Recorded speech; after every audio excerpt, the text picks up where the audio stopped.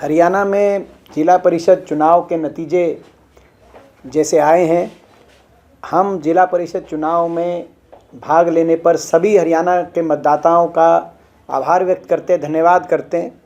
और जो नतीजे आए हैं उसमें स्पष्ट संकेत हरियाणा के मतदाता ने एक बार फिर दिया है कि हरियाणा का मतदाता बदलाव चाहता है और एकमात्र विकल्प कांग्रेस पार्टी की रूप में एकमात्र विकल्प की तरफ वो देखता है। इन चुनाव के अंदर 411 वार्ड्स पर चुनाव हुआ, जैसा कि आपको जानकारी है। और इन 411 वार्ड्स में भारतीय जनता पार्टी ने, आम आदमी पार्टी ने, इनेलो ने अपने सिंबल पे ये चुनाव लड़ा।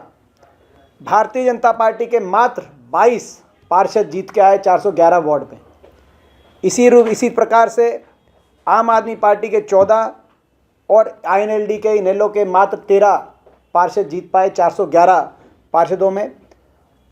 और वोट प्रतिशत की बात करें तो बीजेपी को मात्र 5.1% वोट मिली, आम आदमी पार्टी को 3%, आईएनएलडी को 3% और बहुजन समाज पार्टी को 2%। यानी कि 88% मतदाताओं ने, हरियाणा के मतदाताओं ने निर्दलीय उम्मीदवारों को अपना मत दिया।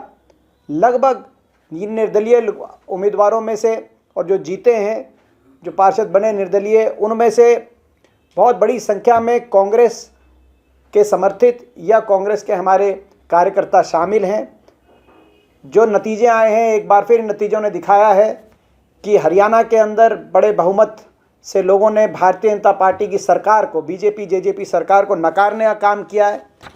भाजपा सरकार के बड़े बड़े मंत्रियों के परिजनों को हार का मुंह देखना पड़ा है, सांसदों के परिजनों को हार का मुंह देखना पड़ा है, जेजेपी के प्रदेश अध्यक्ष से लेकर जेजेपी के मंत्रियों के परिजनों को भी हार का मुंह देखना पड़ा है। यहाँ तक कि जेजेपी के आज प्रदेश अध्यक्ष निशान सिंह जी का बयान है कि मेरे परिवार में कोई हारा है तो क्या हुआ, भाजपा के भी लोगों के परिवारों में से लोग हार गए हैं। तो ये स्थिति आज हरियाणा के अंदर आई है।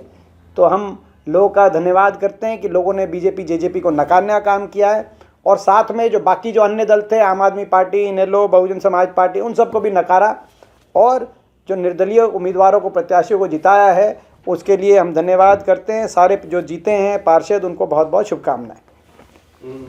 दीपेंद्र जी, ये बता दीजिए कि आपने कहा कि निर्दलीय उम्मीदवारों में कांग्रेस की बहुत बड़ी तादाद है। 411 में आपने नंबर वो तो बता दिया जो आम आदमी पार्टी, बीजेपी और दूसरी पार्टियों ने जीता है। निर्दलीय उम्मीदवारों में कितने ऐसे होंगे जो कांग्रेस समर्थित या कांग्रेस के कार्यकर्ता हैं, क्योंकि आप लोग को तो आइडिया रहता है। देखिए, हमारा ये मानना है कि प्रारंभिक तौर से 200 से ज़्यादा हमारे कार्यकर्ता, ऐसे लोग जिनको हम जानते हैं, जो हमारे कार्यकर्ता हैं, वो जो इस चुनाव में निर्दलीय उम्मीदवार के रूप में वो जीते हैं। इनको भी शामिल कर लें जो अभी भी आए हैं, तो लगभग 200 से ज़्यादा हम ये अभी जो है हमारी जो, और हर ज़िले के अंदर कोई एक ऐसा ज़िला नहीं है हरियाणा में जहाँ पे कांग्रेस पार्टी के बड़ी संख्या में पार्षद ना जीते हों, जो कांग्रेस पार्टी के कार्यकर्ता रहे थे। हमने ये चुनाव सिंबल पे नहीं लड़ा, तो इसीलिए हम ये क्लेम नहीं कर रहे कि ये कांग्रेस पार्टी चुनाव जीती है सिंबल पे। मगर जो आज हम इतने आज ऊर्जा में जो आए हैं, उसका कारण ये है कि ये संकेत, इस नतीजे का इस नतीजे से एक दिखाई देती है बात कि लोगों ने सरकार को दोबारा से रिजेक्ट किया, बीजेपी जेजेपी को रिजेक्ट किया, क्योंकि उन लोगों ने सिंबल पे लड़ा था। पहली बात तो भारतीय जनता पार्टी को 411 प्रत्याशी ही नहीं मिले सिंबल पे चुनाव लड़ने योग्य। उन्होंने सिंबल देने का बहुत प्रयास किया और उनका आंकड़ा मेरे ख्याल 100-125 तक सीटों पे उन्होंने सिंबल पे चुनाव लड़ने का अपना सिंबल दे पाए, जिसमें से 22 ही केवल उम्मीदवार जीतते हैं। तो सरकार के लिए इतना बड़ा झटका, मैं नहीं मानता कि इतना बड़ा झटका जब से सरकार ये बनी है, इतने बड़े बहुमत में लोगों ने सरकार के उम्मीदवारों को हराने का काम, चाहे निकाय के चुनाव आए हों, चाहे वो लोकल बॉडी के पंचायत के चुनाव आए हों, चाहे वो मेयर के चुनाव, हमारे 3-4 बार चुनाव होते हैं हरियाणा में, जैसे कि आपकी जानकारी है। लेकिन इससे ये स्पष्ट है कि ग्रामीण अंचल में लोग बदलाव चाहते हैं। और जो आदमपुर का नतीजा आया था, ये उसी के आप जो है अगला एपिसोड इसको मान सकते हैं। वो आदमपुर का जो नतीजा जिस दिशा में संकेत दे रहा था। भारतीय जनता पार्टी में जाने के बाद कुलदीप बिश्नोई जी का मार्जिन आधा हो गया था। कांग्रेस में वो 30,000 से ज़्यादा से जीते थे, यहाँ वो 14,000 से जीते, 15,000 से जीते और कांग्रेस का वोट शेयर बहुत बढ़ गया था। 52,000 वोट हमें मिली, 42% हमारा वोट शेयर आया आदमपुर में एक महीने पहले। आप इन चुनाव के नतीजे को, इन परिणाम को भी उसी बैकड्रॉप में आप देखिए तो एक स्पष्ट हरियाणा संकेत आ रहा है कि हरियाणा के लोग भाजपा जजपा सरकार को नकार चुके हैं पूरी तरीके से और बदलाव चाहते हैं।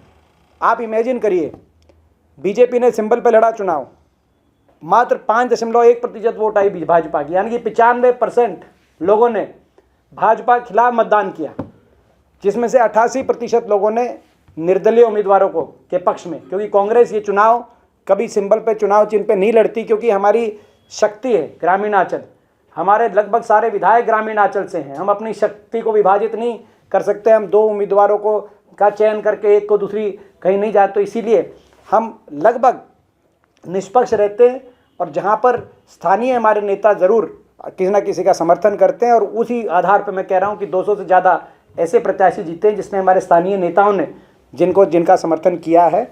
लेकिन पूर्ण जो परिणाम ओवरऑल जो आया है वो एक बदलाव का परिणाम आया है। ओवरऑल परिणाम इस सरकार के लिए एक बड़ा झटका है। इस सरकार के बड़े बड़े मंत्री, जो आप जानते हो, नायब सैनी जी के परिवार की बात हो, चाहे वो रामकरण काड़ा के परिवार की बात हो, चाहे वो अनूप धानक के परिवार की बात हो, चाहे वो निशान सिंह के परिवार की बात हो, बड़े बड़े बीजेपी के जेजेपी के मंत्रियों के सांसदों के परिजन जिस तरीके से बुरी तरह लोगों ने नकारने का काम उनको किया, ये एक संकेत इस बात का है कि जो है लोग बदलाव चाहते हैं। 2024 कहीं सिंबल पे लड़ना चाहिए था क्या स्ट्रैटेजी में? नहीं, हमारी कांग्रेस पार्टी की बहुत ही ये सफल रणनीति का हिस्सा है, क्योंकि हम हरियाणा के ताने बाने को जानते हैं। हम कहीं जो है ये हरियाणा की कांग्रेस पार्टी की रणनीति हरियाणा में बैठ के बनती है, कहीं और से नहीं बनती।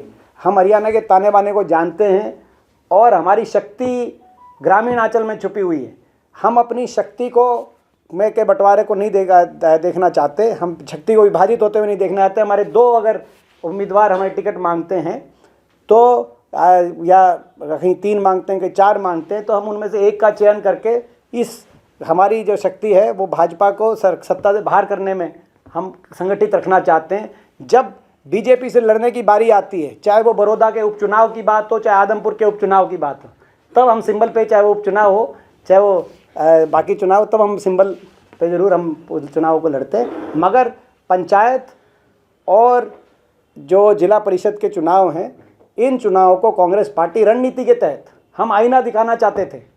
आज 90% लोगों ने जो बिना सिंबल के निर्दलियों को जिताने का काम किया है। हरियाणा की जो सबसे बड़ी खबर है वो ये आप चलाइए कि निर्दलियों को लगभग 87-88% लोगों ने वोट दी। ये इतना बड़ा प्रतिशत में निर्दलियों को भी वोट नहीं मिली होगी। और कांग्रेस अकेली पार्टी थी जिसने सिंबल पर नहीं लड़ा, बाकी पार्टियों ने सिंबल पर लड़ा, लोगों ने उनको रिजेक्ट करने का काम किया। ये संकेत इस बात का कि एकमात्र विकल्प भविष्य के लिए अगर हरियाणा में कोई है तो कांग्रेस पार्टी है, और इसीलिए हम चुनाव के नतीजों से इतने उत्साह में। 2024 विधानसभा चुनाव का असर पड़ेगा इस चुनाव को? 2024 विधानसभा चुनाव से पहले ऐसे नतीजे कांग्रेस पार्टी के लिए बहुत ही उत्साहवर्धक हैं, और ऐसे नतीजे 2024 का आपको अंदाज़ा दे रहे हैं कि 2024 में भाजपा जारी हरियाणा में और कांग्रेस आ रही है। सर, आम आदमी पार्टी सिंबल पे, हाँ, 3% वोट।